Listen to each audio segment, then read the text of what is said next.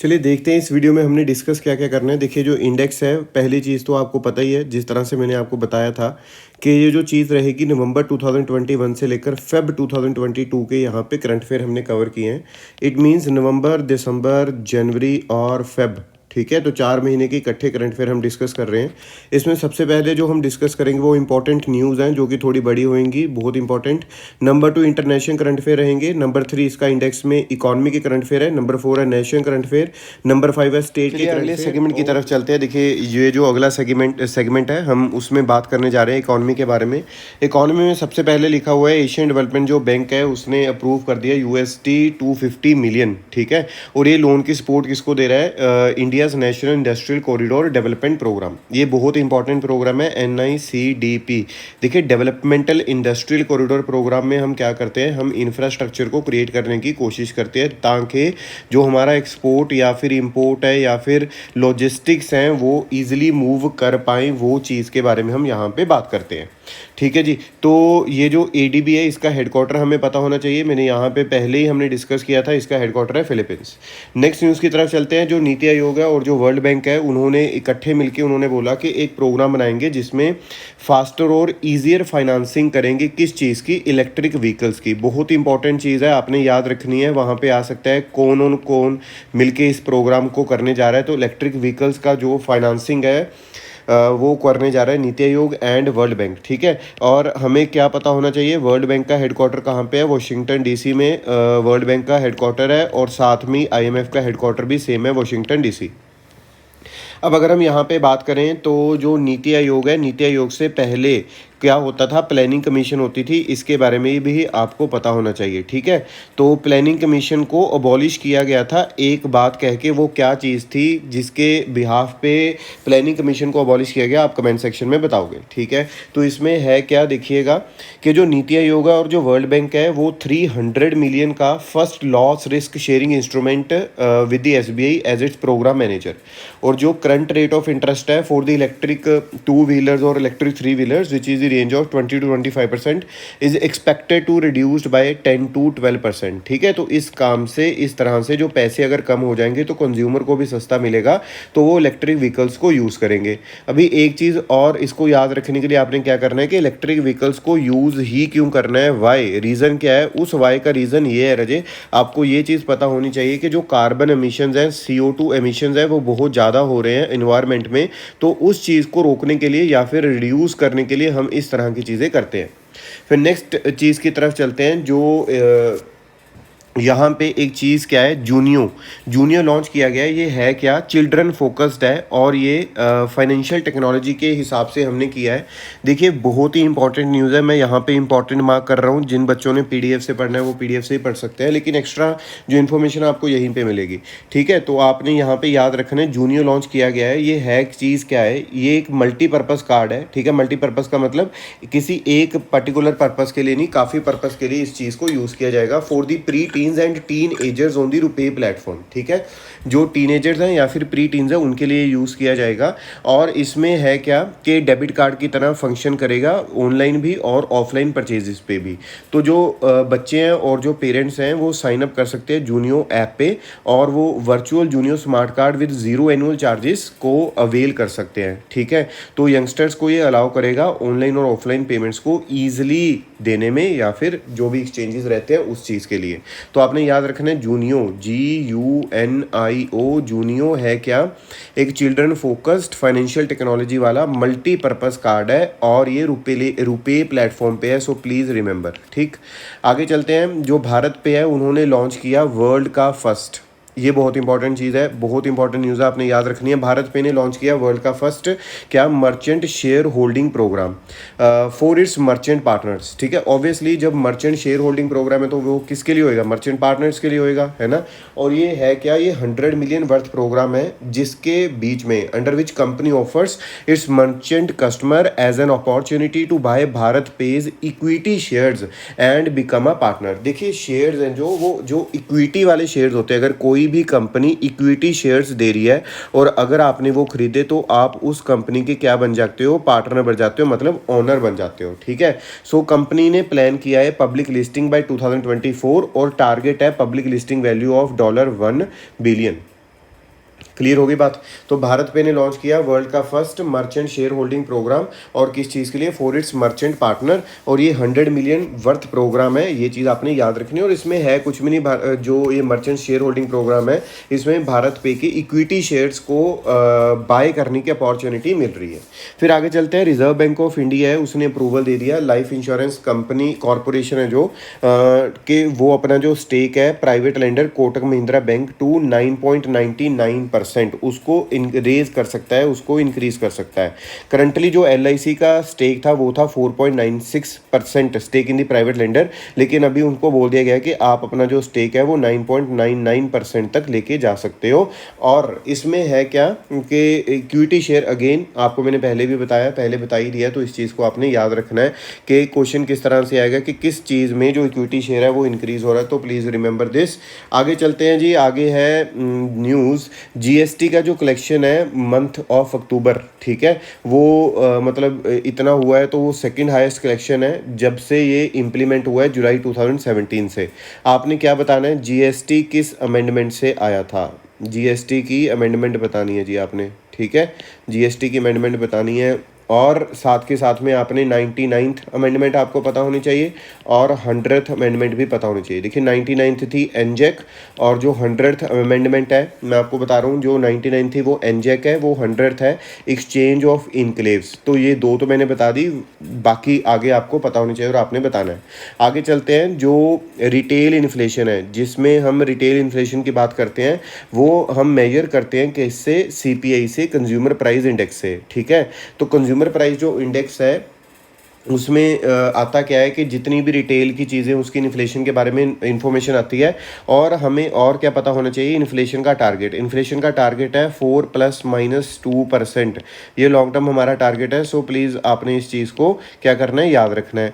आगे चलते हैं, जो ministry of commerce and industry है उसने डेटा रिलीज़ किया है WPI का। देखिए WPI में जो इन्फ्लेशन है वो बहुत ज़्यादा हाई चली गई थी, डबल डिजिट में हमें देखने को मिला।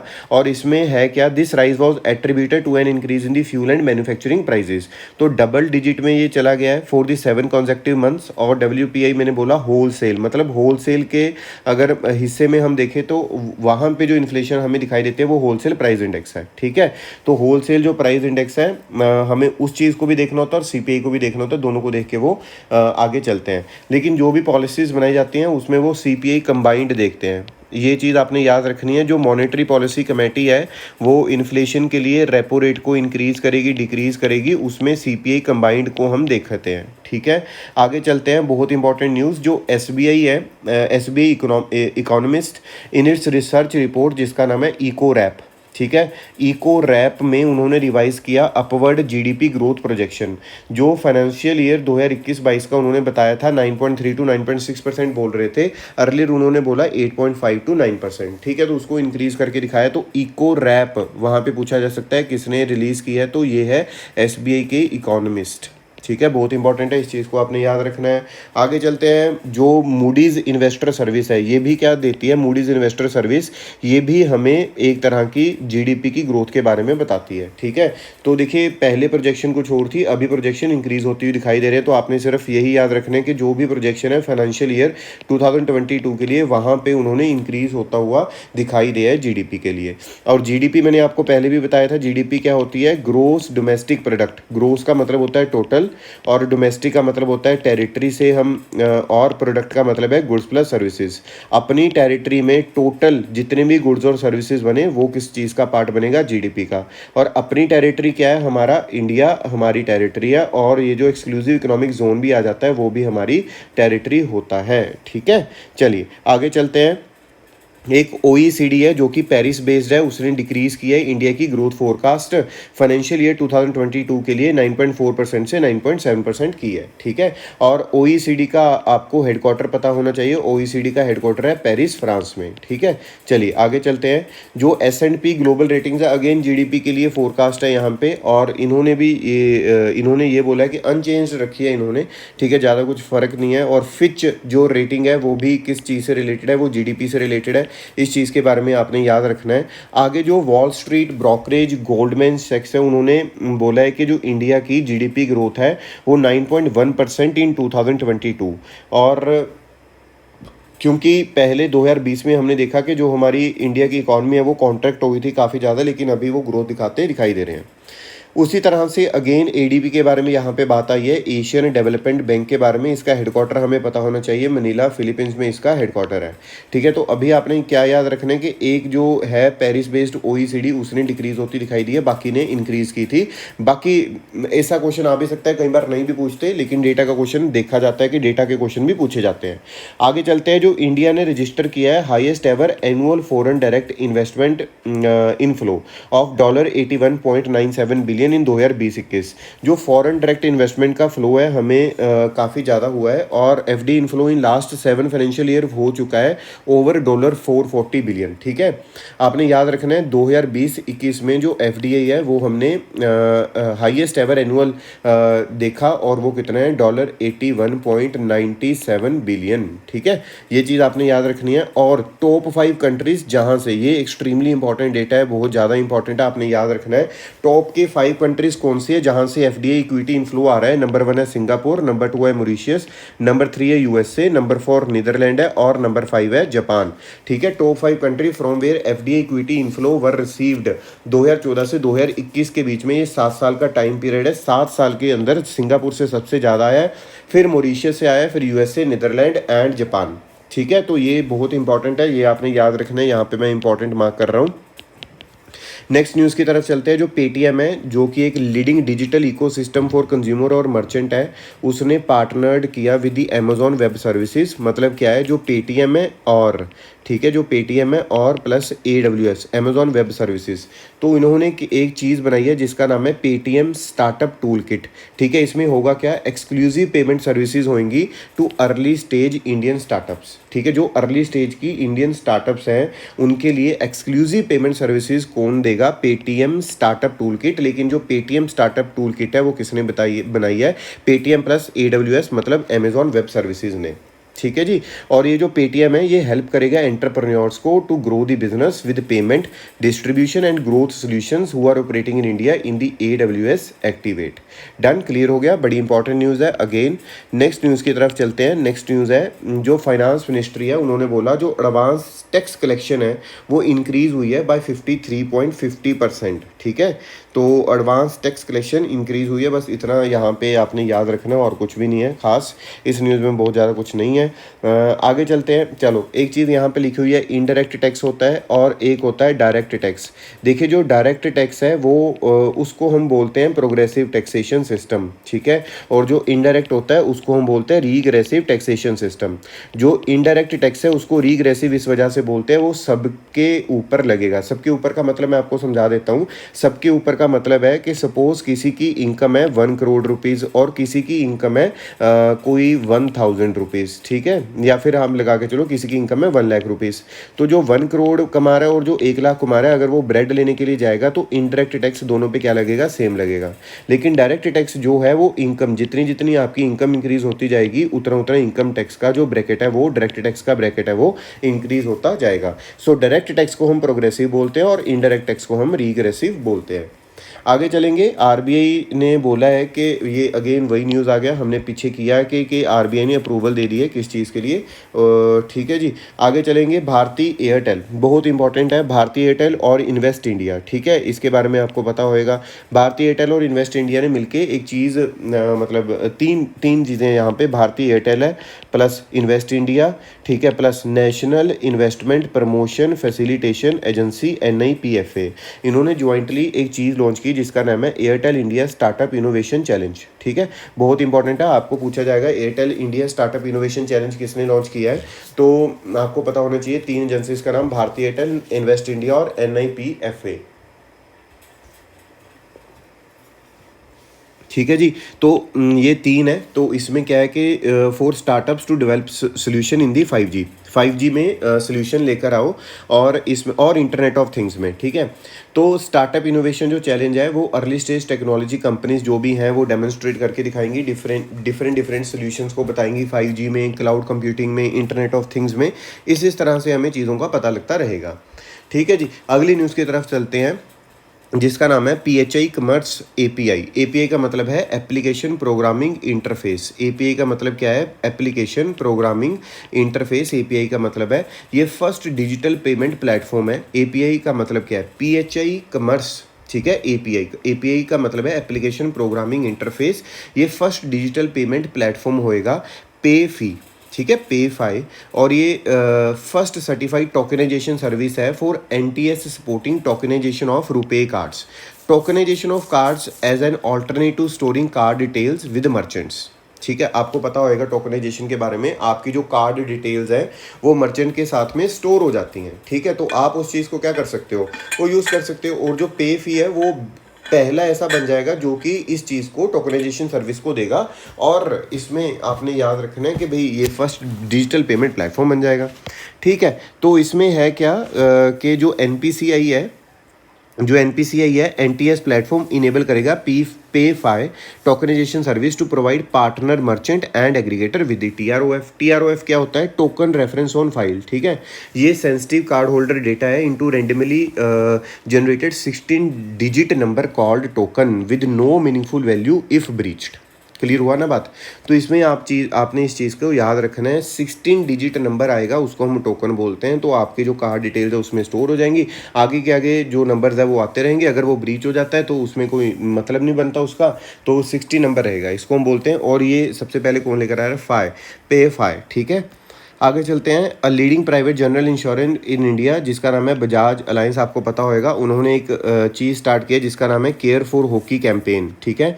तो वो केयर फॉर हॉकी कैंपेन से आपको पता लग ही रहा होगा कि हॉकी की जो फील्ड है उसको रिकग्नाइज दोबारा से, मतलब उसको ऊपर लेके जाए हम इंडिया में, वो चीज़ के बारे में यहाँ पे बात की जा रही है। जो कंपनी है वो पार्टनर्ड है with Padmashri Rani Rampal, Indian women's hockey team captain. और जो कि इस चीज़ का एक चेहरा होएगी कैंपेन का। कैंपेन क्या है? केयर फॉर हॉकी, ठीक है जी। तो इसमें सपोर्ट और डेवलप करना हॉकी को हमारे इंडिया में from the grass root level, ये एक चीज़ है, बहुत इंपॉर्टेंट है, आपने इस चीज़ को याद रखना है। आगे चलते हैं। edtech platform firm Adda 247 has acquired UPSC focused edtech platform Study IQ Education for $20 million।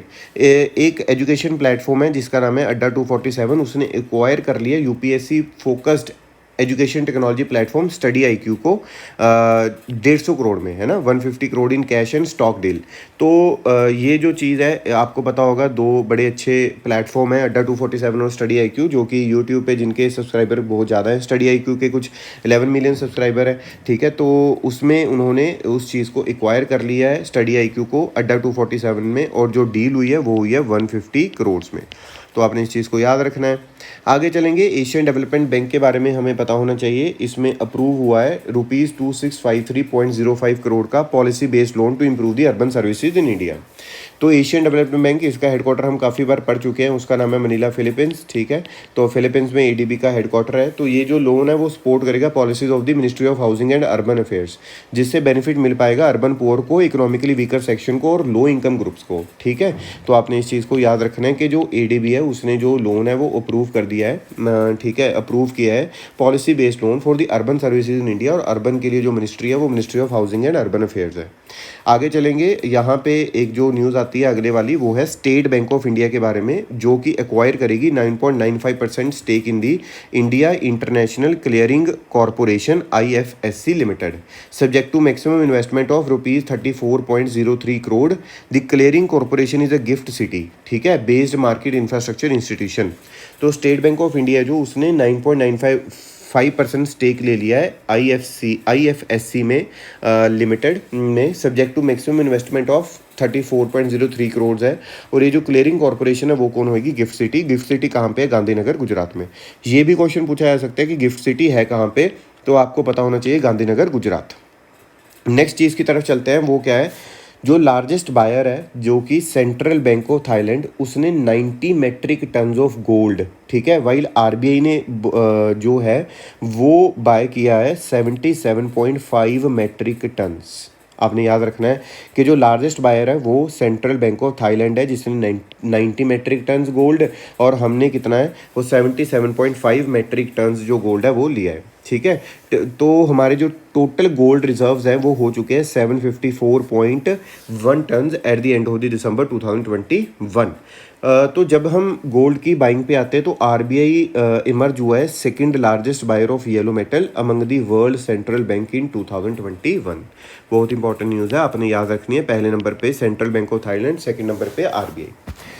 आगे चलते हैं। जो इंडिया की रिटेल इन्फ्लेशन है हमने ऊपर देखा, देखिए इंडिया की रिटेल इन्फ्लेशन है सीपीआई में, ठीक है, हम देखते हैं। और मैंने आपको बताया भी सीपीआई कंबाइंड को हम यूज़ करते हैं, आपने चीज़ को याद रखना है, ठीक है। उसके बाद में मैंने आपको बताया था ना कि एक टारगेट है हमारा 4 ± 2% का, मतलब 2 to 6%, ठीक है। तो यहाँ पे लिखा आ रहा है कि जो सीपीआई है वो 6.01% हो गया इन दी मंथ ऑफ जनवरी। मतलब क्या है कि ब्रीच कर दिया जो आरबीआई का टॉलरेंस बैंड है 2 to 6% का, ठीक है। तो आपने इस चीज़ को याद रखना है। आगे चलेंगे।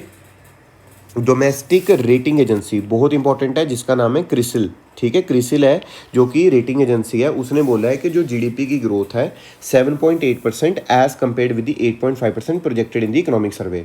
तो फाइनेंशियल ईयर 23 में उन्होंने 7.8% बोली है, ना कि 8.5% जो कि इकोनॉमिक सर्वे में दिया हुआ था। तो आपने याद रखना है कि इकोनॉमिक सर्वे में जो ग्रोथ है वो कितनी दी हुई थी। इकोनॉमिक सर्वे में ग्रोथ दी हुई थी 8.5% for which year, financial year 2023। Done. आगे चलेंगे। इंडिया की जो रिटेल इन्फ्लेशन है अगेन वही सेम न्यूज़ है और मैंने आपको बता भी दिया है कि टारगेट क्या है और आपको याद भी हो गया होगा अब तो। Government of India has done a conversion switch transaction of its securities with the RBI for an amount इतना। The transaction involved by backing securities that are being matured in financial year 2023 और 23-24। तो government of India है जो उसने conversion switch transactions की हैं of it security with the RBI, ठीक है। जो चीज़ें मेच्योर होने वाली हैं वो उसको मतलब बाय बैक कर रहे हैं मेच्योर वाले को और दूसरे को निकाल रहे हैं। आगे चलते हैं। बड़ी अच्छी न्यूज़ है कि जो टाटा ग्रुप है उसने चूज़ किया है स्टेट बैंक ऑफ इंडिया को नंबर 1, बैंक ऑफ बड़ौदा को और एचडीएफसी बैंक को as the preferred bankers for the air India, ठीक है। एयर इंडिया के लिए प्रेफर्ड बैंकर्स ये हैं। तो जो टाटा ग्रुप है उसने एयर इंडिया गवर्नमेंट से ले ली। देखिए पहले टाटा ग्रुप के पास ही होती थी, लेकिन बाद में जब आफ्टर इंडिपेंडेंस तो जो गवर्नमेंट है उसने एयर इंडिया ले ली थी और उसमें हमने देखा था कि काफ़ी ज़्यादा नुकसान हो रहा है। तो अभी एयर इंडिया को बेच दिया गया है, ठीक है। बेच दिया गया मतलब उसकी प्राइवेटाइजेशन की तरफ हमने ध्यान दिया या फिर वो मतलब नीचे जा रही थी, उसका स्कोप इतना नहीं लग रहा था। तो एयर इंडिया है क्या, एक largest international carrier out of India है, ठीक है, विद एन 18.6 मार्केट शेयर। और जो टाटा सन्स है उन्होंने ये अवेल किया ₹10,000 करोड़ लोन, ठीक है, अवेल किया फ्रॉम दी एसबीआई। और 5,000 जो करोड़ लोन है वो किया है बैंक ऑफ बड़ौदा से। और लोन जो एचडीएफसी से लिया है वो अभी पता नहीं है। तो ये लोन्स अनरेटेड है, unsecured and pegged at 4.25% interest rate annually, ठीक है। चलिए आगे चलते हैं। ICICI Lombard general insurance has partnered with the Airtel payment bank to offer cyber insurance to the customers of the bank. ये न्यूज़ वो है जो मतलब पेपर में पूछी जा सकती है और इम्पॉर्टेंट है बहुत ज़्यादा। इसमें हमें न्यूज़ ये देखने को मिली है कि जो आईसीआईसीआई है उसने एयरटेल पेमेंट बैंक के साथ में क्या कर लिया है, पार्टनरशिप की है और वो मतलब साइबर इंश्योरेंस दे रहा है कस्टमर्स को ऑफ द बैंक को। इसमें क्या है, जो साइबर इंश्योरेंस पॉलिसी है वो प्रोवाइड करती है financial protection to customer against potential financial fraud relating to banking, credit और debit card, identity theft, phishing और ईमेल स्पूफिंग, ठीक है, याद रखना है आपने। तो एयरटेल पेमेंट बैंक है, जो एयरटेल पेमेंट बैंक कस्टमर है can purchase this cyber insurance policy with in minutes using the Airtel thanks app, ठीक है। जो एयरटेल थैंक्स ऐप है उसी से जो ये चीज़ है, जो इंश्योरेंस है साइबर सिक्योरिटी वाला, वो साइबर इंश्योरेंस वाला वो लिया जा सकता है। और ये पार्टनरशिप किसके साथ में है, आईसीआईसीआई के साथ में है। आगे चलेंगे। About the Hindustan petroleum corporation limited, ठीक है। तो इन्होंने क्या किया है कि ये नॉन फ्यूल रिटेलिंग सेक्टर में चले गए हैं और इन्होंने एक रिटेल सेक्टर का को खोला है जिसका नाम है हैप्पी शॉप। और ये होगा क्या, डेली नीड के जो प्रोडक्ट्स हैं वो कस्टमर को अवेलेबल होंगे एट देयर कन्वीनियंस। और ये जो फर्स्ट रिटेल स्टोर है वो कहाँ पे खोला गया है, मुंबई में। बस इतना याद रखना और कुछ भी नहीं। और ये किया किसने है, वहाँ पे लिखा आ जाए कि ऐसी कौन सी पेट्रोलियम कॉरपोरेशन है जो रिटेल में आ गई है, तो वो है HPCL और उसका नाम है हैप्पी शॉप। आगे चलेंगे, जो सिडबी है, बहुत इंपॉर्टेंट चीज़ अगेन, जो सिडबी है उसने क्या किया है, लॉन्च किया है waste to wealth creation program. ठीक है, waste to wealth creation program, और ये किसके लिए, for the women in the Sundarbans in the West Bengal. बहुत इंपॉर्टेंट है वेस्ट टू वेल्थ, इसके बारे में हमारे प्राइम मिनिस्टर भी बार बार बोलते रहते हैं, तो हाँ आपने याद रखना है। और इसमें है होगा क्या, जो विमेन है वो ऑर्नामेंट्स बनाएंगे और show pieces from the fish scales, और सिडबी जो है वो एक्सटेंड करेगा benefits to the 50 women indirectly generating revenue from alternate livelihood. ठीक है, तो इस चीज़ के बारे में आपने याद रखना है कि जो waste to wealth creation program है, अब इनिशिएटिव नहीं है, waste to wealth creation program, और ये किसके लिए, विमेन के लिए, और ये किया किसने, सिडबी ने। ये चीज़ आपके दिमाग में बैठ जानी चाहिए और आपने याद रखनी है। अगली न्यूज़ की तरफ चलते हैं। अगली न्यूज़ है, जो सोनी ग्रुप कॉरपोरेशन है उसने परचेज किया है Bungie INC US video game developer behind the popular Destiny and Halo franchises for 3.6 billion to bolster its stable of game making studios. इस तरह की जो न्यूज़ है वो कुछ बहुत ज़्यादा इंपॉर्टेंट नहीं है, तो फिर भी चलो एक बार पढ़ ली हमने यहाँ पे, बहुत ज़्यादा इंपॉर्टेंट नहीं है। ठीक है, आगे चलेंगे, जो टोटल एसेट मैनेज्ड है अंडर NPS और APY the two flagship pension scheme, मतलब ये जो अटल पेंशन योजना और नेशनल पेंशन सिस्टम है, इसमें जो टू फ्लैगशिप पेंशन स्कीम्स हैं उसमें टोटल एसेट है वो, जो कि स्कीम्स ऑफ दी PFRDA की है, क्या है, pension fund regulatory development authority, PFRDA, जो कि पेंशन्स के बारे में ही देखता है, वो है 6.99 लाख करोड़। ठीक है, और टोटल जो AUM है, मतलब AUM का मतलब एसेट अंडर मैनेजमेंट है, नेशनल पेंशन सिस्टम और अटल पेंशन योजना, ये इतना करोड़ है, तो ये करोड़ के बारे में याद रखने का जरूरत नहीं है। लेकिन हाँ, आप किसके बारे में पढ़ सकते हो, NPS और अटल पेंशन योजना के बारे में पक्का पढ़िएगा आप, नेशनल पेंशन सिस्टम और अटल पेंशन योजना। अदरवाइज एक ऐसी सेपरेट वीडियो बना लेंगे जिसमें NPS और अटल पेंशन योजना को हम डिस्कस कर लेंगे। नेक्स्ट चीज़ के बारे में बात करेंगे। नेक्स्ट चीज़ है NSO किसके अंडर आती है, कौन से मिनिस्टर के अंदर, MOSPI के अंदर आती है, पहले तो ये याद रखना है। उसने बोला है कि जो GDP है वो 9.2% इन दी करंट फिस्कल ईयर से ग्रो करेगी। आगे चलते हैं, जो स्विस ब्रोकरेज UBS सिक्योरिटीज़ है, उसने जो ग्रोथ है, अगेन उसी तरह की न्यूज़ आगे कि जो ग्रोथ है उसने क्या कर दी, डिक्रीज़ की है। आगे चलेंगे, जो रिटेल इन्फ्लेशन है, इसके बारे में मैंने आपको बता ही दिया है कि रिटेल इन्फ्लेशन कौन सी होती है, रिटेल इन्फ्लेशन होती है CPI, और होलसेल वाली कौन सी होती है, होलसेल प्राइस इंडेक्स, और इन्फ्लेशन का टारगेट 4 ± 2%। और इस चीज़ों को, मॉनेटरी पॉलिसी को देखता कौन है, RBI नहीं देखता, अब कौन देखता, monetary policy committee. Monetary policy committee में 6 मेंबर होते हैं, 3 गवर्नमेंट के और 3 किसके, RBI के। ठीक है, चलिए आगे चलते हैं। एक चीज़ है जिसका नाम है वर्ल्ड गोल्ड काउंसिल रिपोर्ट। ठीक है, और वर्ल्ड गोल्ड काउंसिल रिपोर्ट जो कि है गोल्ड डिमांड ट्रेंड्स 2021, उन्होंने इन्फॉर्म किया है कि जो ग्लोबल गोल्ड डिमांड है वो 10% से राइज हुई है। समझ लो बात, जो वर्ल्ड गोल्ड काउंसिल है उसकी एक रिपोर्ट निकलती है जिसका नाम है गोल्ड डिमांड ट्रेंड्स 2021, और उन्होंने बोला है जो गोल्ड डिमांड है वो 10% से क्या हुई है, वो इंक्रीज हुई है। ठीक है, तो ये जो ओवरऑल गोल्ड डिमांड है ड्यूरिंग 2020 विच वाज इम्पैक्टेड है ना बिकॉज ऑफ द लॉकडाउन और कोविड-19 रिलेटेड डिसरप्शन, वो जो इंडिया की गोल्ड कंजम्पशन है वो सर्ज हुई है 797.3 टन इन 2021, जब रिकवरी होना स्टार्ट हुआ कोविड-19 के लॉकडाउन के बाद में।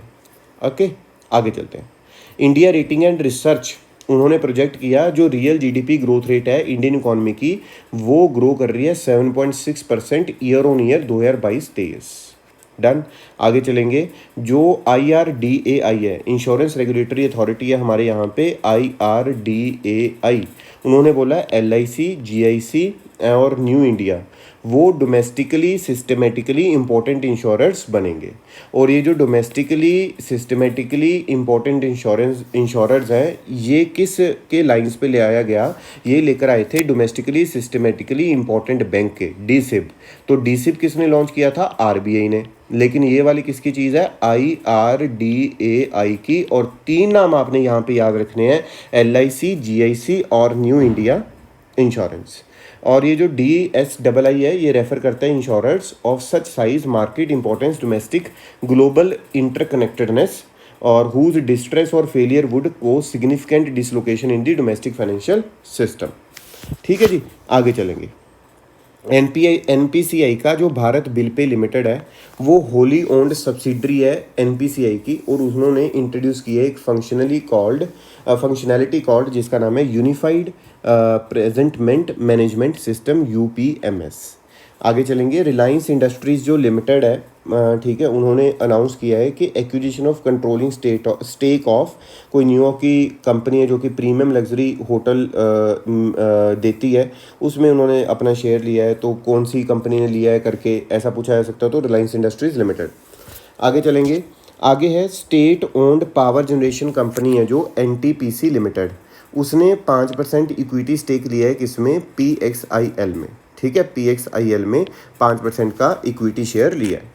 चलिए आगे चलेंगे, अल्फ़ाबेट आईएनसी ओन्ड, ठीक है, अल्फ़ाबेट आईएनसी ओन्ड गूगल, उसने एक्वायर कर लिया Israeli cyber security startup simplify, ठीक है। तो ये चीज़ आपके हमारे काम की है कि जो गूगल है, अल्फ़ाबेट आईएनसी ओन्ड गूगल, उन्होंने Israeli cyber security startup simplify को क्या कर लिया है, अपना डील में $500 मिलियन की डील में उसको ले लिया है, ठीक है। ये चीज़ आपने क्या करनी है, याद रखनी है प्रॉपर तरीके से। चलिए आगे चलेंगे, जो यूनियन कैबिनेट है उसने अप्रूव किया है infusion of 1500 crore rupees in Indian renewable energy development agency limited, IREDA, ठीक है, IREDA मतलब Indian renewable energy development agency limited. इसमें जो यूनियन कैबिनेट है उसने 1500 करोड़ डालने का मतलब सोचा है। अब देखिए, जब भी हम रीन्यूएबल एनर्जी की बात करते हैं वो क्यों करते हैं, क्योंकि हमने कार्बन एमिशंस को कम करना है, जो कार्बन एमिशंस है हमें उसको डिक्रीज करना है। That's why we always talk about the renewable energy. और इसमें होगा क्या, ये जनरेट करेगी इतनी जॉब्स को पर ईयर और रिड्यूस करेगी कार्बन एमिशन को। जो IREDA है वो एक अच्छा रोल प्ले करती है in the field of renewable energy, and its portfolio had increase from the 8800 crore to 28,000 crore. और इसमें हमें ये भी पता चलता है जो IREDA है ये एक नॉन बैंकिंग फाइनेंशियल इंस्टीट्यूशन है। क्या है ये, non banking financial institution engaged in promoting, developing and extending financial assistance for setting up project relating to new and renewable sources of energy, ठीक है। जो IREDA है वो एक नॉन बैंकिंग फाइनेंशियल इंस्टीट्यूशन है जो कि इंगेज होता है प्रमोशन में, डेवलप में और एक्सटेंडिंग फाइनेंशियल असिस्टेंस, ठीक है। इस चीज़ को आपने क्या करना है, याद रखना है। आगे चलते हैं, food ordering and instant delivery platform है जो स्विगी, उसने साइन किया है $700 मिलियन की funding round led by asset manager Invesco, ठीक है। तो मतलब स्विगी ने IPO अपना निकाला था, उस चीज़ के बारे में यहाँ पे क्या हो रही है, बात हो रही है। चलिए आगे चलते हैं, the new app aims to empower, ठीक है। जो ऐप है, एक नई ऐप आई है और ये नई ऐप मुझे लगता है ये मिसप्लेस है न्यूज़, मैं इसके बारे में आपको डिस्क्रिप्शन में या फिर कमेंट बॉक्स में डाल दूंगा ये, क्योंकि सिर्फ न्यू ऐप लिखा हुआ है, इसका नाम नहीं यहाँ पे दिया, तो इसके बारे में मैं आपको बाद में डालता हूँ, ठीक है जी। आगे चलते हैं, ये मैंने आपको बता ही दिया है कि जो टाटा ग्रुप है उसने चूज़ किया है स्टेट बैंक ऑफ इंडिया को, बैंक ऑफ बड़ौदा को, HDFC बैंक को as a preferred bankers for air India. और रिसेंटली जो टाटा ग्रुप है उसने एयर इंडिया को ले लिया है गवर्नमेंट ऑफ इंडिया से, और जो लोन है वो उसकी अमाउंट वहाँ से ली जा रही है, और इसका इंटरेस्ट रेट 4.25%। ये सारा आपको याद रहेगा आई होप। तो ये कुछ इकोनॉमी की न्यूज़ थी related to 4 months, some of the important news है ना, सारी तो आपको भी पता नहीं कवर हो पाएंगी। तो अभी जो हमारा अगला सेगमेंट है वो है नेशनल न्यूज़ का, ठीक है, ये बहुत इंपॉर्टेंट है। चलिए अगले सेगमेंट की तरफ चलते हैं जो कि नेशनल न्यूज़ के बारे में बहुत इंपॉर्टेंट रहेगा। ये नेशनल न्यूज़ के बारे में देखिए, सबसे पहली चीज़ क्या है, जो union agriculture minister Narendra Singh Tomar और लेफ्टिनेंट गवर्नर मनोज सिन्हा, उन्होंने वर्चुअली इनैग्रेट किया है एक एप्पल फेस्टिवल को जो कि ऑर्गेनाइज हुआ फॉर द फर्स्ट टाइम।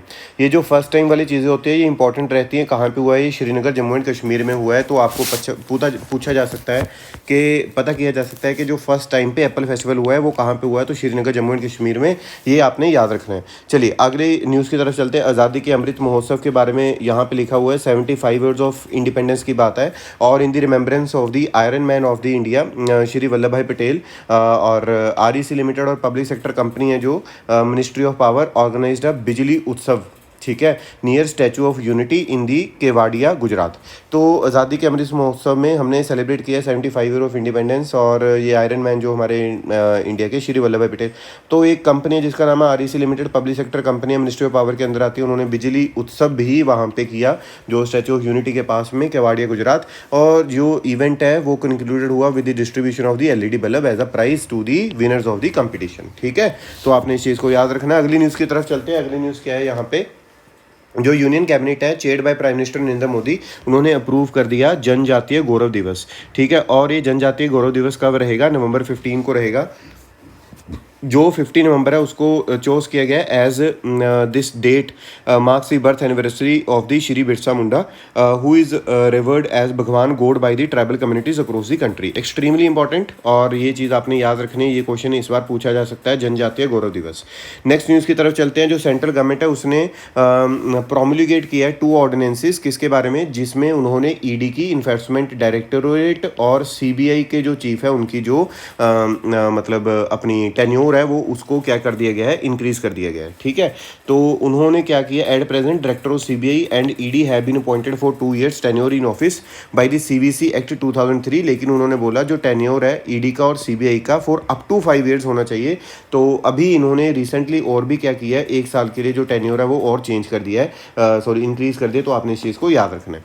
अगली न्यूज़ की तरफ चलते हैं। यहाँ पे क्या किया गया है, पूर्वांचल जो एक्सप्रेस ट्रेन 341 किलोमीटर लॉन्ग है, जो पूर्वांचल एक्सप्रेस है कहाँ पे, यूपी में है ना, उत्तर प्रदेश में। तो ये जो एक्सप्रेस वे है ये लिंक करेगा स्टेट कैपिटल लखनऊ को विद गाजीपुर, और ये कंस्ट्रक्ट हुआ बाई 500 करोड़ का इसमें कॉस्ट आया। और इसका की फीचर क्या है, expressway is the 3.2 kilometre long air strip to enable landing and take off the Indian air force fighter planes in the case of emergency. Extremely important, बहुत ज़्यादा न्यूज़ में था, बहुत ज़्यादा चर्चा में था। पूर्वांचल एक्सप्रेस जो कि जोड़ेगा लखनऊ को गाजीपुर से, और इसमें जो 3.28 लॉन्ग किलोमीटर का क्या है, एयर स्ट्रिप है जो कि इंडियन एयरफोर्स यूज़ करेगी। ठीक है, तो आपने इस चीज़ को याद रखना है। नेक्स्ट न्यूज़ की तरफ चलते हैं। The first of its kind dedicated fisheries business incubator जो है वो इनेग्यूरेट हुआ है कहाँ पे, गुरुग्राम ऑफ हरियाणा। और इसमें ऑब्वियसली अगर फिशरी बिजनेस है तो ये नर्चर किया जाएगा फिशरी स्टार्टअप्स को, और इसमें जो इंक्यूबेटर है is known as LINAC NCDC fishery business incubator centre. ठीक है, तो ये इनेग्यूरेट किया था union ministry of fisheries animal husbandry and dairying Shri Parshottam Rupala ने। तो इस चीज़ को आपने याद रखना है कि फिशरी के लिए जो बिजनेस इंक्यूबेटर है, मतलब उसको इंक्रीज़ करने के लिए स्टार्टअप्स को, वो कहाँ पे, गुरुग्राम हरियाणा में। आगे चलेंगे। जो इंडिया का फर्स्ट, देखिए फिर फर्स्ट वाली चीज़ है तो इसको याद रखोगे, डिजिटल फूड म्यूजियम है वो तमिलनाडु में बनाया गया, और ये किसने बनाया, यूनियन मिनिस्टर पीयूष गोयल ने बनाया, नहीं मतलब लॉन्च किया था वर्चुअली। ठीक है, इंडिया का first digital food museum in the Thanjavur Tamil Nadu. ये एक्सट्रीमली इंपॉर्टेंट, आपने याद रखना है। ये म्यूजियम डेवलप किसने किया है, ये डेवलप किया है FCI ने और Visvesvaraya industrial technological museums Bengaluru Karnataka. ठीक है तमिलनाडु में, लेकिन जो पार्टनरशिप है वो मैं आपको बताना चाहूँगा कि बेंगलुरु कर्नाटका का जो इंडस्ट्रियल टेक्नोलॉजिकल म्यूजियम का विश्वेश्वरैया वाला इंडस्ट्रियल टेक्नोलॉजिकल म्यूजियम है, उनकी बीच में हेल्प है। तो इसकी जो एस्टिमेटेड आउटले है वो है ₹1.1 करोड़। ये जो म्यूजियम है ये first one of its kind effort है to depict India's food story from the beginning to India becoming the largest food grain exporter in the country. बहुत ही ज़्यादा इंपॉर्टेंट न्यूज़ है, जो इंपॉर्टेंट मार्क कर रहा हूँ उसको तो प्रॉपर दिमाग में हमने बिठा लेना है।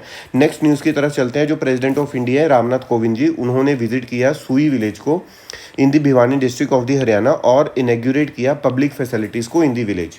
ये जो विलेज है ये डेवलप की गई है एज अ आदर्श मॉडल, ठीक है, model village by Mahadevi Parmeshwar Das Jindal charitable trust under SWA Prerit Adarsh Gram Yojana scheme of the Haryana government. Next news की तरफ चलते हैं। नेक्स्ट न्यूज़ है जो प्राइम मिनिस्टर नरेंद्र मोदी हैं उन्होंने डेडिकेट किया नेशन को काफ़ी ज़्यादा development projects in the Mahoba and Jhansi district of the UP. Mahoba और जो झांसी डिस्ट्रिक्ट हैं यूपी के, वहाँ पे जो डेवलपमेंटल प्रोजेक्ट्स हैं ठीक है उसको डेडिकेट किया गया। और ये जो महोबा है प्राइम मिनिस्टर ने इनॉग्रेट किया multiple projects with the cumulative cost of more than 3250 crore related to elevating the issue of water shortage in the region. ठीक है, तो ये जो डेवलपमेंटल प्रोजेक्ट्स हैं वहाँ पे मोदी ने क्या किया, मल्टीपल प्रोजेक्ट्स भी किए, जिसमें उन्होंने बोला कि हमने एलिवेट करना है इशू ऑफ दी ये जो हमारी वाटर शॉर्टेज है इन दी रीजन, क्योंकि यहाँ पे वाटर शॉर्टेज काफ़ी ज़्यादा रहती है, जिसकी वजह से इरिगेशन में और में काफ़ी जगहों पे दिक्कत हमें देखने को मिलती है। तो इस चीज़ की वजह से वहाँ पे उन्होंने डेवलपमेंटल प्रोजेक्ट्स हैं जो वो लॉन्च किए हैं, जिसकी वजह से जो लोगों की ज़िंदगी है वहाँ पे सही हो पाएगी। तो ये जो प्रोजेक्ट्स हैं, एक तो हो गया यहाँ पे अर्जुन सहायक प्रोजेक्ट्स हो गया, नंबर 2 हो गया रताउली वियर प्रोजेक्ट हो गया, भाऊनी डैम प्रोजेक्ट हो गया, और मझगांव छिली स्प्रिंकल प्रोजेक्ट हो गया। ठीक है, तो ये चीज़ आपने याद रखनी है। और ये किया कहाँ पे, बस इतना याद रखना, जो डेवलपमेंटल प्रोजेक्ट्स हैं to elevate the issue of water shortage in the region, ये है अपना महोबा और झांसी डिस्ट्रिक्ट ऑफ यूपी। ठीक है, और प्रोजेक्ट्स के नाम अर्जुन सहायक हो गया, रतौली वेर हो गया, भाऊनी हो गया, और दी मझगांव हो गया। आगे चलेंगे, एक मतलब प्रोजेक्ट है जिसका नाम है स्वदेश। ठीक है, प्रोजेक्ट है जिसका नाम है स्वदेश, और इसका मेन पर्पस क्या है, large scale multi modal neuro imaging database design specifically for the Indian population. ठीक है, ये पहला है, पहली चीज़ तो ये जो प्रोजेक्ट स्वदेश है ये पहला है, और ये large scale multi modal neuro imaging database को तैयार करेगा। ये है क्या, एक यूनिक ब्रेन इनिशिएटिव है जो कि डेवलप किया है DBT national brain research centre Gurgaon Haryana, या गुरुग्राम हरियाणा। तो इसमें इसको मतलब ये जो प्रोजेक्ट है ये किया किसने था, ministry of science and technology, doctor Jitendra Singh ने इसको इनॉग्रेट किया था। आगे चलेंगे, जो लेबर मिनिस्ट्री है उसने रिलीज कर दिया, एक्सट्रीमली इंपॉर्टेंट ये चीज़ पूछी जा सकती है, तो जो लेबर मिनिस्ट्री है उसने अनवील की क्या है, उसने क्या रिलीज किया है, नई wage rate, new series of wage rate index WRI। ठीक है, new series of wage rate index WRI with the base year being 2016, ये लेबर मिनिस्ट्री ने रिलीज किया है एक नई सीरीज वेज रेट इंडेक्स के बारे में, और उसका बेस ईयर रहेगा 2016। इसमें है क्या, जो गवर्नमेंट है वो पीरियोडिकली रिवाइज करती है base year of the WRI for the key economic indicators. ठीक है, और इसमें उन्होंने क्या बोला, नई सीरीज में जिसमें बेस है 2016 is equal to 100 will replace the old series, जिसमें क्या था मतलब 1963 65 का जो बेस ईयर था वो यहाँ पे चेंज कर दिया गया है। सो आपने याद रखना है, जो वेज रेट का इंडेक्स है उसका जो बेस ईयर है वो अभी चेंज किया है, कौन सा रखा, 2016। बहुत इंपॉर्टेंट चीज़ है, आपने इस चीज़ को याद रखना है। आगे चलेंगे, देखिए एक यंग वाटर प्रोफेशनल प्रोग्राम है, और यंग वाटर प्रोफेशनल प्रोग्राम ये है क्या, पहली चीज़ तो ये जो यंग वाटर प्रोफेशनल प्रोग्राम है ये नेशनल हाइड्रोलॉजी प्रोजेक्ट के अंदर आता है। ठीक है, यंग वाटर प्रोफेशनल प्रोग्राम किसके अंदर आता है, नेशनल हाइड्रोलॉजी प्रोजेक्ट के अंदर आता है। और ये जो Indian young water profession program है ये यूनिक और डिफरेंट है from the typical capacity building और ट्रेनिंग प्रोग्राम्स। इसमें जो चीज़ें हैं ट्रेनिंग और लर्निंग मॉडल पे ये चलेगा, और ये फर्स्ट एडिशन है किस चीज़ का, यंग वाटर प्रोफेशनल प्रोग्राम का। ठीक है, आगे चलेंगे, इंटरनेशनल टेलीकम्युनिकेशन यूनियन और department of telecommunication ITU plus DTU। ठीक है, तो ये ITU डिपार्टमेंट ऑफ जो टेलीकम्युनिकेशन है ये operating under the ministry of communication, इन्होंने एक ज्वाइंट साइबर ड्रिल चलाया 2021 का। इसमें उन्होंने देखा कि जो क्रिटिकल हमारा नेटवर्क इंफ्रास्ट्रक्चर है, क्रिटिकल नेटवर्क इंफ्रास्ट्रक्चर जो बड़ा इंपॉर्टेंट रहता है, तो उसमें नेटवर्क हो गए, एसेट हो गए, जो कि इसेंशियल है to ensure the security of India, उस चीज़ के बारे में उन्होंने एक ड्रिल चलाया, जिसमें उन्होंने क्या कमी है, क्या ज़्यादा है, क्या चीज़ें हैं, क्या चीज़ें नहीं है, उसके बारे में जानकारी यहाँ पे दी है, और वहाँ पे उसको ड्रिल को कंडक्ट किया। आगे चलेंगे, बहुत ही ज़्यादा इंपॉर्टेंट है कि जो नेशन है उसके पास अब 9 न्यूक्लियर रिएक्टर्स होंगे बाय 2024, और जो नया न्यूक्लियर प्रोजेक्ट है वो बनेगा first in the northern India, और ये 150 kilometre away from the Delhi in the Gorakhpur of the Haryana. Extremely important चीज़ के बारे में यहाँ पे बात कर रहा हूँ, 9 न्यूक्लियर रिएक्टर की मैंने यहाँ पे बात की है, और 2024 तक जो नेशन है उसके पास 9 होंगे, और ये जो नया न्यूक्लियर प्रोजेक्ट पहली बार आ रहा है नदरन इंडिया में वो आ रहा है 150 kilometre away from the Delhi in the Gorakhpur of the Haryana. और ये जो गवर्नमेंट है उसने इन्फॉर्म किया राज्यसभा को, सो बाय 2024 हमारे यहाँ पे 9 nuclear reactor plus 12 new additional ones जो कि अप्रूव किया गया था ड्यूरिंग द कोविड टाइम्स, और हमारी जो कैपेसिटी है वो हो जाएगी 9000 मेगावाट। एक्सट्रीमली इंपॉर्टेंट न्यूज़ है, गोरखपुर हरियाणा और 9th नंबर का और पहला नदरन इंडिया का। आगे चलेंगे, इंडिया और बांग्लादेश ने सेलिब्रेट किया है दिसंबर 6 को the day of which India formally recognized Bangladesh as the Maitri Diwas, मतलब फ्रेंडशिप डे।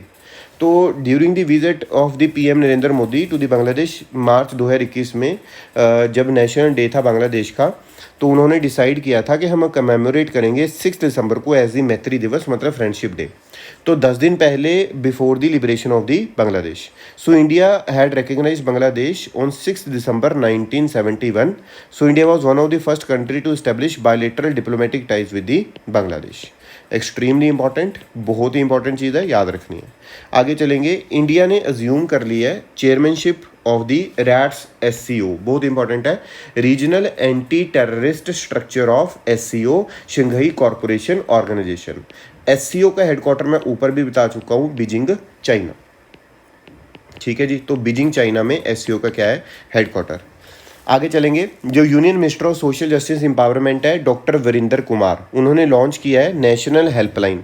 ठीक है, उन्होंने लॉन्च क्या किया है, नेशनल हेल्पलाइन, और ये अगेंस्ट है ऑन दी एट्रोसिटीज़ जो होती हैं SC या फिर ST पॉपुलेशन पे। इस चीज़ का ऑब्जेक्टिव क्या रहेगा इस हेल्पलाइन का, रिपोर्टेडली, ठीक है, कि अवेयरनेस फैलाई जाए किस चीज़ में मतलब जो डिस्क्रिमिनेशन है या फिर प्रोटेक्शन है उनके पास कितनी है। तो और ये जो हेल्पलाइन है ये 24/7 खुली रहेगी, ये टोल फ्री नंबर है 14566, राइट। तो प्लीज़ आपने इस चीज़ को याद रखना है। आगे चलेंगे, नीति आयोग ने एक चीज़ लॉन्च की है जिसका नाम है E Sawaari India electric bus coalition. E Sawaari, ठीक है, SAWAARI E Sawaari India electric bus coalition. तो पार्टनरशिप किस किस के साथ है, एक तो CSL और WRI इंडिया, और इसमें सपोर्ट किस चीज़ की मिल रही है, टूमी की। टूमी क्या है, ट्रांसफॉर्मेटिव अर्बन मोबिलिटी इनिशिएटिव। पहले इस चीज़ को समझते हैं, इसका ऑब्जेक्टिव क्या है।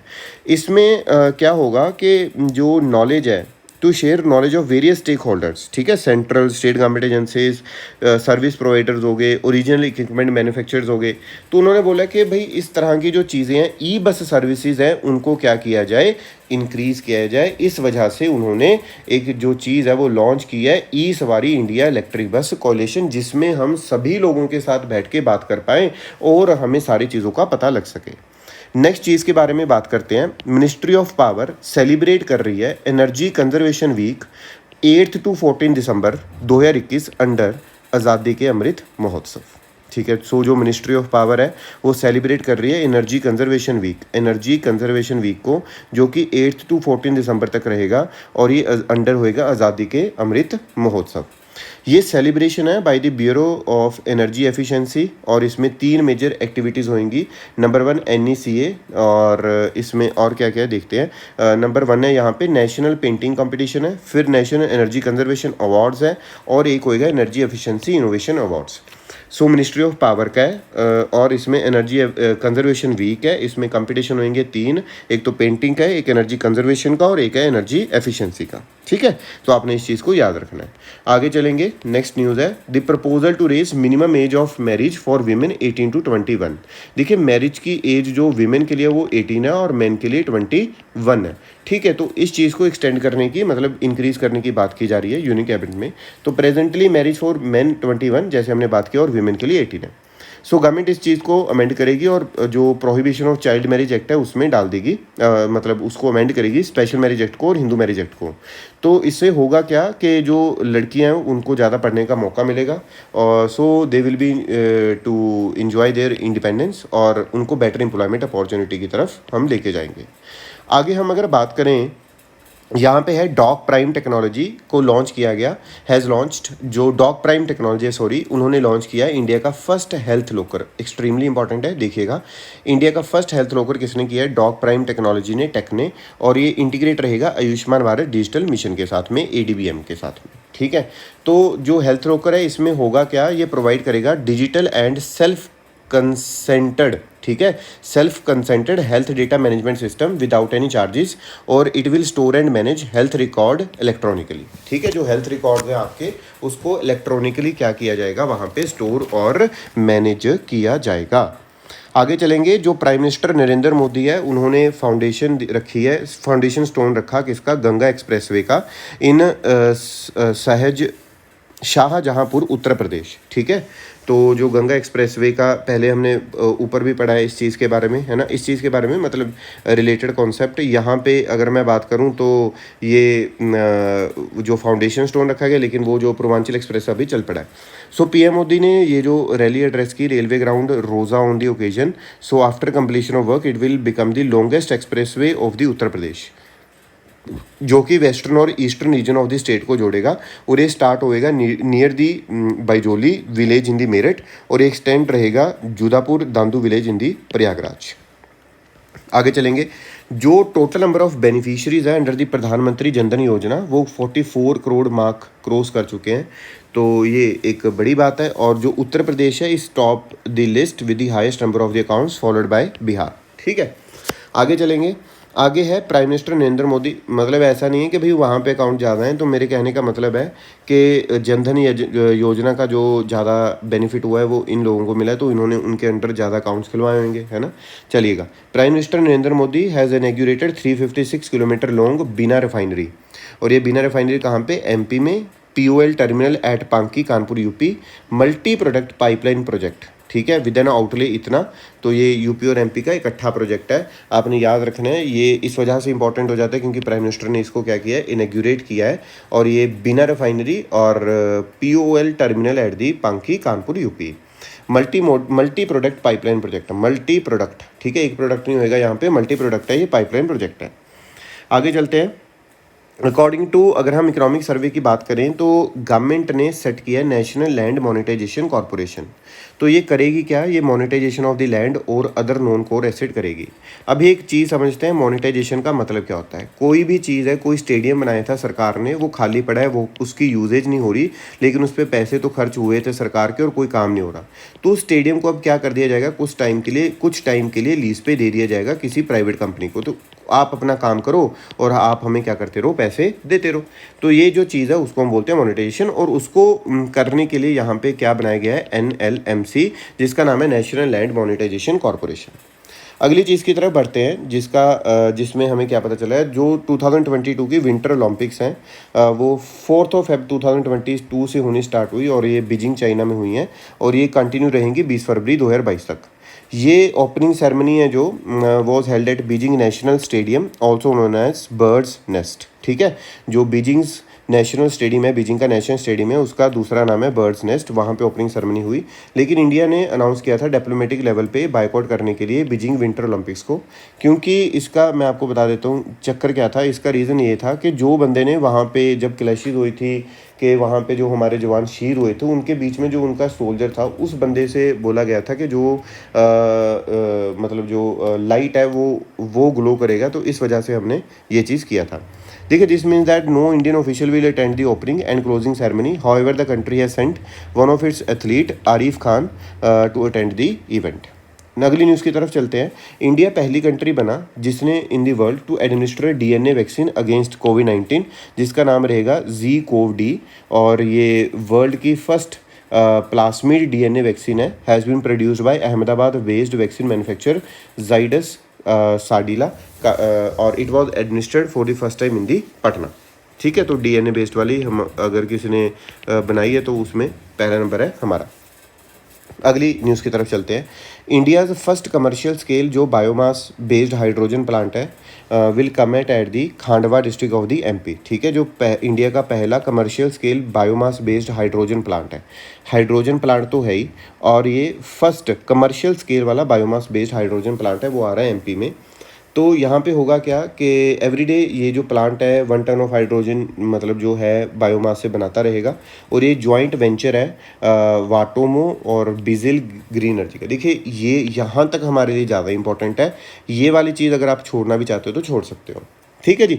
आगे चलेंगे, नाबार्ड ने लॉन्च किया है जीवा प्रोग्राम, JIVA, जीवा प्रोग्राम, और इसमें प्रमोट किया गया नेचुरल फार्मिंग को under its existing watershed and wadi programmes in the 11 states. ठीक है, जीवा प्रोग्राम लॉन्च किया गया नाबार्ड ने, और जीवा प्रोग्राम में क्या है, प्रमोट हो रही है natural farming under its existing watershed and wadi programmes in 11 states. तो इसमें होगा क्या, to effectively implement the principle of agro ecology, long term sustainability and transformation of pre existing social and natural capital towards efficient farming. ठीक है, तो नाबार्ड ने launch किया जीवा को, प्रमोट करना है नेचुरल फार्मिंग को और under its existing watershed and wadi programmes. और इसमें होगा क्या, इफेक्टिवली इंप्लीमेंट करेंगे हम प्रिंसिपल ऑफ एग्रो इकोलॉजी को, लॉन्ग टर्म सस्टेनेबिलिटी को, ट्रांसफॉर्म करेंगे हम प्री एग्जिस्टिंग सोशल और नेचुरल कैपिटल को, जो कि टुवर्ड्स द एफिशिएंट फार्मिंग। चलिए आगे चलेंगे। जो गवर्नमेंट ऑफ इंडिया है, तो उसने 54 ऐप्स चाइनीज़ ओरिजिन की बैन बून कर दी थी, है ना, वो आपको सारा पता ही होएगा। लेकिन हमने क्या याद रखना है, 69A of the IT act इसके अंदर किया गया था, तो ये चीज़ आपने याद रखनी है। Under section 69A of the IT act, और ये कब आया था, 2000 में। ठीक है, चलो ये चीज़ हो गया। आगे चलते हैं।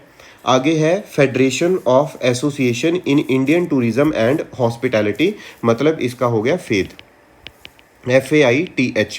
ठीक है, federation of association in Indian tourism and hospitality, faith. इसने रिलीज़ किया फेथ 2035 विजन डॉक्यूमेंट। ठीक है, फेद 2035 विजन डॉक्यूमेंट, जो कि कंटेन करता है गोल्स को and execution path for making Indian tourism preferred and loved by the world by the year 2035। तो फेद क्या है, federation of association in Indian tourism and hospitality, जो कि जिसने एक डॉक्यूमेंट रिलीज़ किया जिसका नाम है फेद 2035 विजन डॉक्यूमेंट। तो मोस्ट प्रेफर्ड इंडियन टूरिज्म को मोस्ट प्रेफर्ड और लव्ड बाय द वर्ल्ड चीज़ बनानी है हमने बाय 2035। ये जो चीज़ है ये लॉन्च की गई 75th ईयर ऑफ इंडिपेंडेंस। ठीक है, और it aims at position tourism as a social economic job infrastructure creator for India. Next चीज़ की तरफ चलते हैं। Minister of state for culture and parliamentary affairs जो हैं अर्जुन राम मेघवाल, उन्होंने लॉन्च किया परामर्श 2022। परामर्श 2022 बहुत ही इंपॉर्टेंट है। ये है क्या, मेगा करियर काउंसलिंग वर्कशॉप है for the students of Bikaner district region in the Rajasthan. बस इतना याद रखना है आपने। आगे चलेंगे। जो गवर्नमेंट ऑफ इंडिया है उसने प्रमोट किया heal by India initiative to improve India educational institution in the health sector. ठीक है, तो हील बाय इंडिया इनिशिएटिव में हम क्या करेंगे, उसका मतलब होएगा to generate job opportunities abroad for India's trained professional in the health sector. मतलब क्या है कि जो हील बाय इंडिया इनिशिएटिव है वो जॉब जनरेट करेगा, मतलब जॉब की अपॉर्चुनिटीज़ जनरेट करेगा abroad for India's trained profession in health sector, और इन्हांस करेगा education to churn out quality human resources in health. ठीक है, तो ये चीज़ आपने क्या करनी है, याद रखनी है यहाँ पे। नेक्स्ट जो न्यूज़ है यहाँ पे नेशनल में, वो क्या है, किसान ड्रोन यात्रा इनैग्यूरेट किया है। एक इनिशिएटिव है गरुड़ा एरोस्पेस प्राइवेट लिमिटेड का। तो ये जो flagged off 100 Kisan drones in various cities and towns, जो कि क्या करेंगे towns across India to spray pesticide in farm across the states of India. ठीक है, तो ये जो 100 किसान ड्रोन्स हैं वो अभी कहाँ पे, यूपी, पंजाब और गोवा में भेजे गए हैं। आगे चलते हैं। यहाँ पे है सर्बानंदा सोनोवाल, ये इंडिया के यूनियन मिनिस्टर है ऑफ पोर्ट शिपिंग वाटरवेज। इन्होंने इनैग्यूरेट किया निकर्षण सदन। ठीक है, निकर्षण सदन। तो ये निकर्षण सदन है क्या, dredging museum at DCI campus in the Visakhapatnam. ये डिस्प्ले करेगा different types of dredgers, vintage photos, historical milestones from the eastern port city of Visakh. ठीक है, ये चीज़ आपने याद रख लेनी है। बहुत ज़्यादा इंपॉर्टेंट तो नहीं है, लेकिन निकर्षण सदन एक आपको पता होना चाहिए कि किस चीज़ से रिलेटेड है, बस इतना याद रखना। आगे चलेंगे। जो एक क्या है कि जो रूरल डेवलपमेंट और पंचायती राज के मिनिस्टर है, यूनियन मिनिस्टर गिरिराज सिंह, उसने लॉन्च किया ऑम्ब्यूड्स पर्सन ऐप। तो ये फॉर MG नरेगा।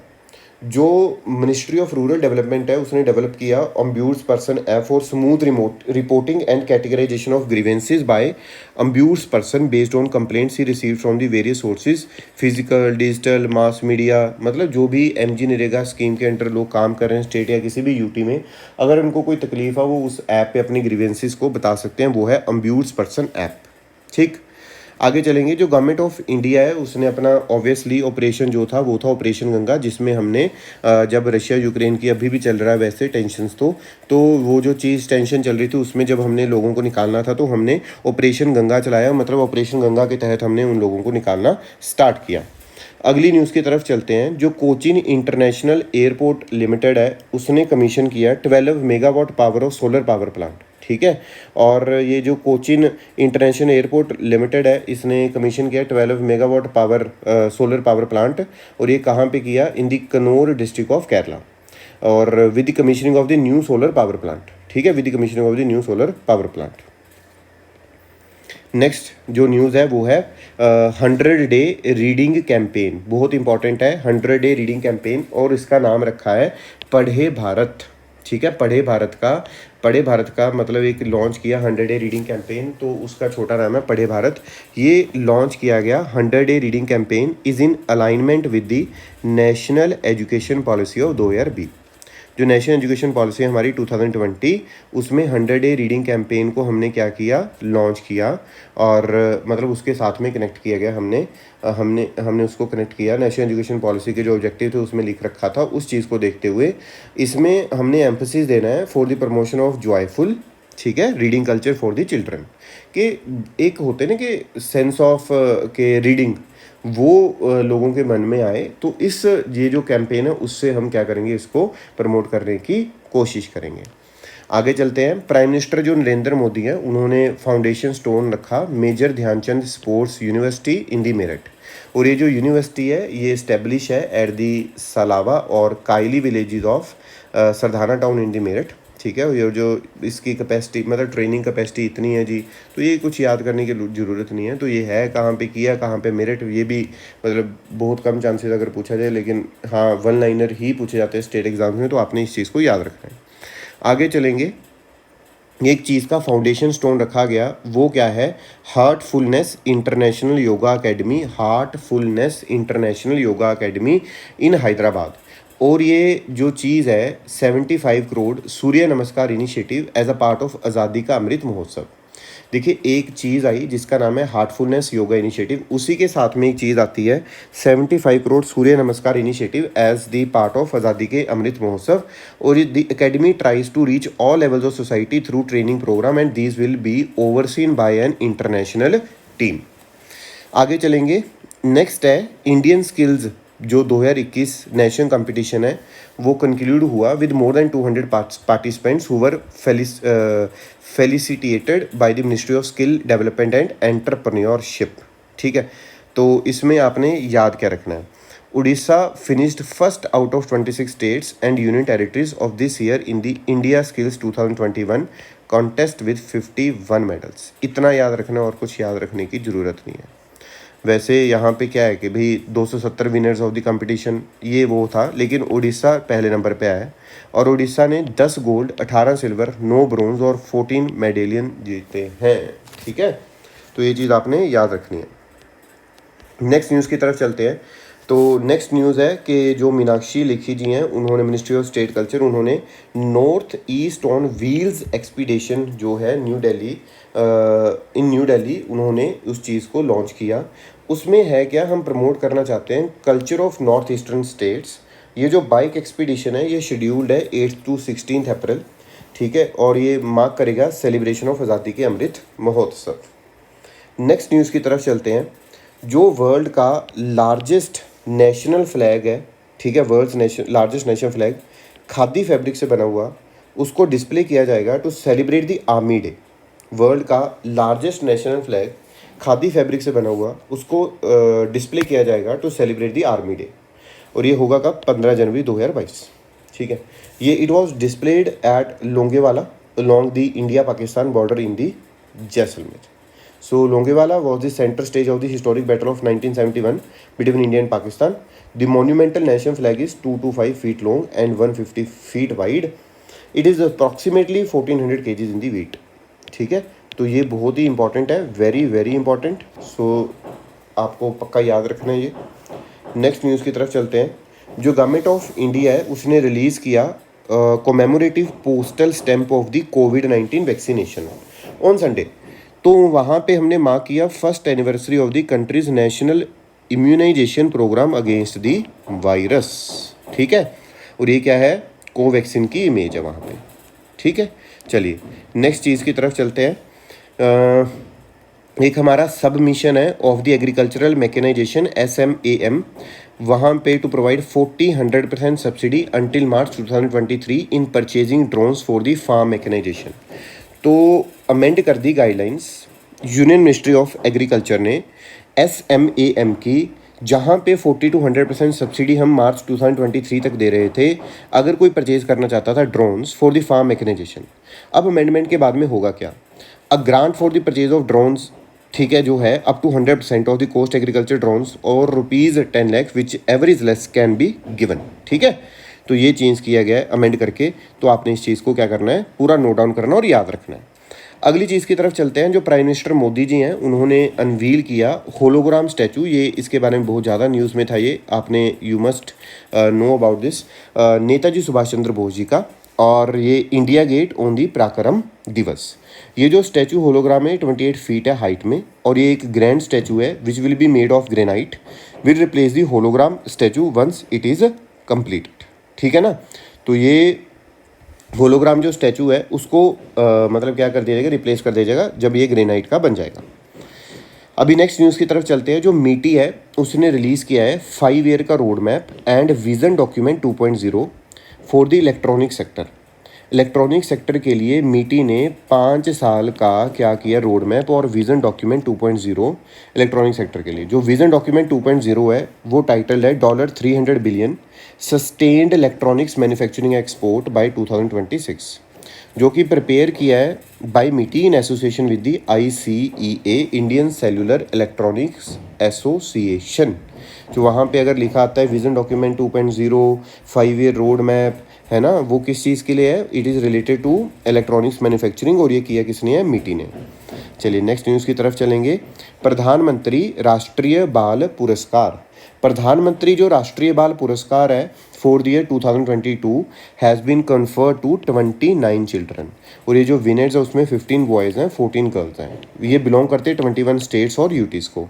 ये जो प्रधानमंत्री राष्ट्रीय बाल पुरस्कार है ये गवर्नमेंट ऑफ इंडिया के देती है, और एक्सेप्शनल एबिलिटीज़ हैं जिनमें आउटस्टैंडिंग अकम्पलिशमेंट्स हैं इन 6 कैटेगरीज, और ये जो अवार्ड का कैश प्राइस रहता है वो रहता है ₹1 लाख।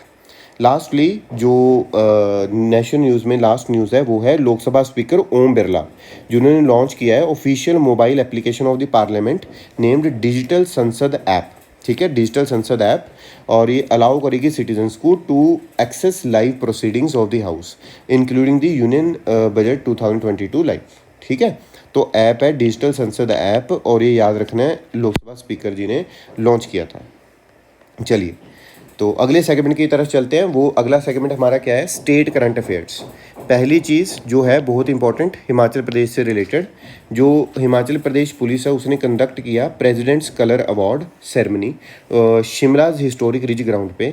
जो गवर्नर है bestowed the president's colour award to the state police on this occasion. Director general of police हैं जो वहाँ के संजय कुंडू, उन्होंने रिसीव किया ये award on the behalf of the state police. Number 2 है यहाँ पे जो हिमाचल प्रदेश की गवर्नमेंट है उसने अनाउंस किया setting up a commission for upper caste on the lines of Madhya Pradesh, ठीक है। एक कमीशन बनाई जाए for the upper caste on the lines of Madhya Pradesh. जो कमीशन है उसका नाम रखा जाए सामान्य वर्ग आयोग, और will be formalise through a legislative enactment in 3 months. तो ये इस तरह की जो चीज़ है वो बताई जा रही है। तो आगे नेक्स्ट न्यूज़ आती है, जो हिमाचल प्रदेश है वो पहला फर्स्ट LPG इनेबल, ठीक है, स्मोक फ्री स्टेट बन चुका है। LPG enable smoke free state बन चुका है, और ये milestone was achieve due to the Ujjwala scheme and the Grihini Suvidha योजना बाय दी सेंटर। जो उज्ज्वला स्कीम है वो इंट्रोड्यूस किया था by the government to get rid of the smoke, और गृहिणी सुविधा स्कीम जो इंट्रोड्यूस किया था to assist the women of the rural areas. Extremely important, तो आपने यहाँ पे इस चीज़ को क्या करना है, याद रखना है। आगे चलते हैं। जो चीफ मिनिस्टर हैं हिमाचल प्रदेश के जयराम ठाकुर, उन्होंने लॉन्च किया अपना Kangra app and hampers handcrafted by self help group at Dharamshala Himachal Pradesh, ठीक है। ये जो ऐप है ये प्रोवाइड करेगी hassle free experience for tourist and boost करेगी sales of the local handicrafts, बहुत इंपॉर्टेंट है, आपने इस चीज़ को याद रखना है। आगे चलते हैं। जो गवर्नमेंट ऑफ हिमाचल प्रदेश है और हरियाणा है, उसने एक MOU साइन किया at Panchkula for the construction of Adi Badri dam that would come upon 77 acres in the Himachal Pradesh. ठीक है, ये कहाँ पे होएगा? Near the Adi Badri area of the Yamunanagar district of the Haryana. ये प्रपोज डैम एम करता है कि रेजुविनेशन किया जाए Saraswati river with the estimated cost of इतना करोड़। ठीक है जी, आगे चलेंगे। नेक्स्ट है जो हिमाचल प्रदेश है उसमें 9th women national ice hockey championship 2022 was inaugurated at ice skating rink Kaza in Lahaul Spiti district. For the first time in the state ice hockey competition and development camp is being organised at the national level. तो teams Himachal की Telangana, Ladakh, ITBP Ladakh, Chandigarh and Delhi are participating in the mega event. ये पहली बार हुआ है, तो आपने इस चीज़ के बारे में याद रखना है। इस चीज़ का जो क्वेश्चन है वो पूछा जा सकता है। नेक्स्ट अगर मैं न्यूज़ की बात करूं तो हिमाचल प्रदेश को पहला बायोडाइवर्सिटी पार्क मिला है to mark its contribution towards the conservation of endangered Himalayan herbs. तो ये जो पार्क है ये आया है मंडी के भूला वैली में और with the cost of ₹1 crore. The biodiversity park is setup under the national mission on Himalayan studies by HP forest department. ठीक है जी।